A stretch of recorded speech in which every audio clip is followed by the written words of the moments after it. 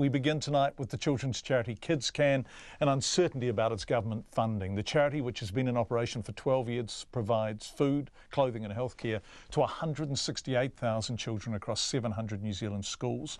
Now, the government is due to unveil a mini budget on Thursday, including legislation for child poverty targets.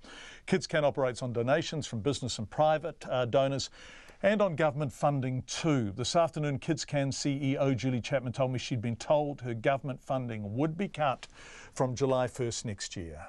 Well, I was told last week on Thursday by the Ministry for Children that our funding wouldn't be continuing next year from July. And that means for us that we're going to have to look at what we can do for children, and there's going to be quite a big impact on our ability to get the support to kids in need. How much money are we talking about here? We're talking about $350,000, which I guess in the scheme of government funding isn't a huge amount of money, but for us and the children that we support, it's significant. Our goal next year was to take 70 schools off our waiting list, which equates to about 4,000 children.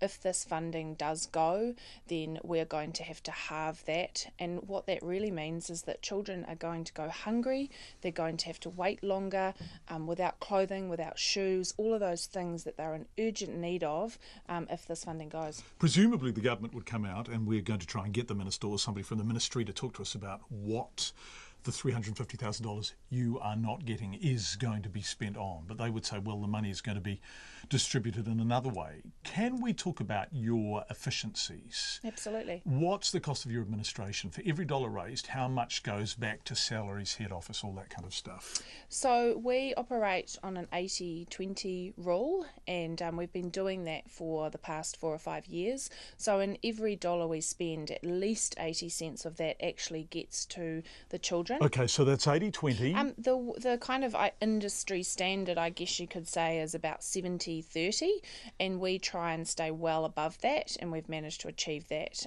for a number of years now. How many schools do you have? We're now in 700 schools. So 700 schools, how many children is that in total? At the moment, 168,000 children have access to our programs through those 700 schools. We are feeding 30,000 children a week across New Zealand. We're providing around 25 to 30,000 pairs of shoes, 50,000 pairs of socks, 40,000 raincoats a year, and we're also providing feminine hygiene products and basic health and hygiene items that children are missing out on.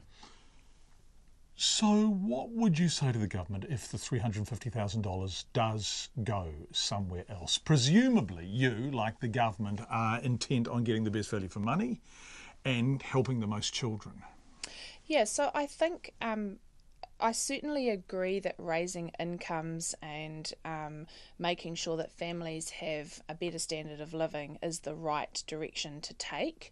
What I would say is that I think those initiatives take time to bed in, and we know that the level of deprivation that children are experiencing is significant, and this kind of funding that KidsCan gets, we believe, needs to continue, because this money is not going to filter down to those children overnight. It's going to take a long-term strategy and impact, and in the meantime we need to actually be there for those children. And it's worth pointing out, you know, no one has actually come to us and consulted with us about what the impact of removing this funding will be, and it will be significant for children. In what way will it be significant? Oh, in simple terms, more children will go hungry, they will go cold, they will go without the essentials they need for a longer period of time than they need to. So what we will have to do is go out and look to try and replace this funding somehow, continue obviously to rely on our partners like Meridian Energy who support us and other sponsors, but it will leave a gap, and it will mean fundamentally that children have to wait longer. It's KidsCan CEO Julie Chapman. We asked Oranga Tamariki for an interview.